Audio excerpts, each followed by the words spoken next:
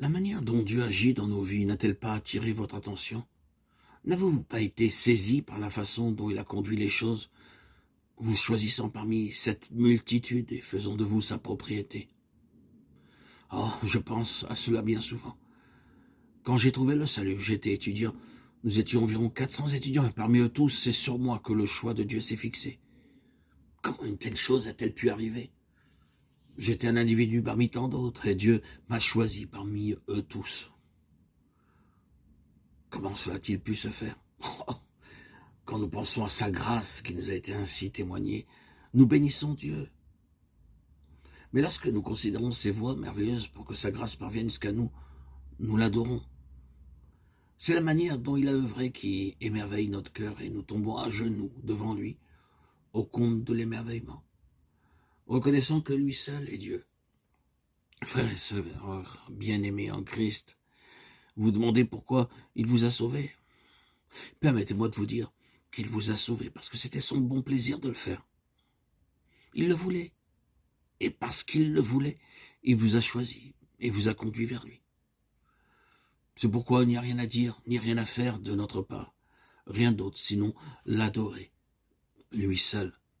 Au moment de la fraction du pain, lorsque vous contemplez sa grâce qui nous a sauvés, nous rendant participants de sa justice, alors que nous étions injustes, nous faisons don de sa vie pour que nous devenions ses enfants.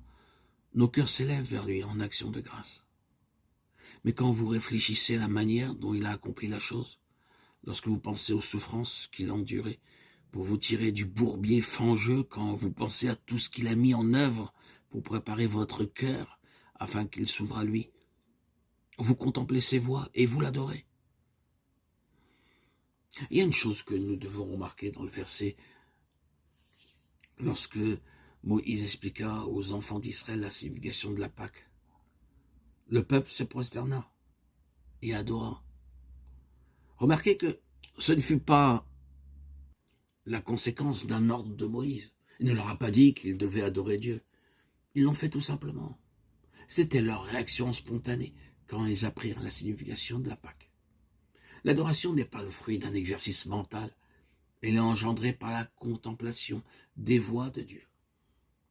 Dans Exode 32 à 34, nous voyons Moïse confronté à de sérieuses difficultés. Il était seul avec Dieu sur la montagne. Les 10 commandements écrits sur 2 tables de pierre lui avaient été confiés. Cependant, des troubles avaient surgi dans la plaine. Le peuple avait fait un veau d'or et l'avait adoré. Cela provoqua la colère de Dieu. Et il lui dit, « Va, descends, car ton peuple que tu as fait sortir du pays d'Égypte s'est corrompu. » Ils se sont promptement écartés de la voie que je leur avais prescrite. Ils se sont fait un veau en fonte. Ils se sont prosternés devant lui. Ils lui ont offert des sacrifices et ils ont dit, « Israël, voici ton Dieu qui t'a fait sortir du pays d'Égypte. » L'Éternel dit à Moïse, « Je vois que ce peuple est un peuple au cou raide. Maintenant, laisse-moi. Ma colère va s'enflammer contre eux, et je les consumerai. Mais je ferai de toi une grande nation. » Exode 32, 7 à 10. Lorsque Moïse vit que Dieu s'irritait contre son peuple, il intercéda en sa faveur.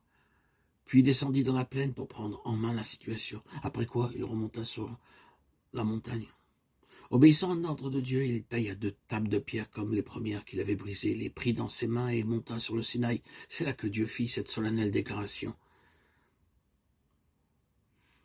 Et l'Éternel passa devant lui, et s'écria l'Éternel, Dieu miséricordieux et compatissant, lent à la colère, riche en bonté et en fidélité, qui conserve son amour, jusqu'à 1000 générations, qui pardonne l'iniquité, la rébellion et le péché.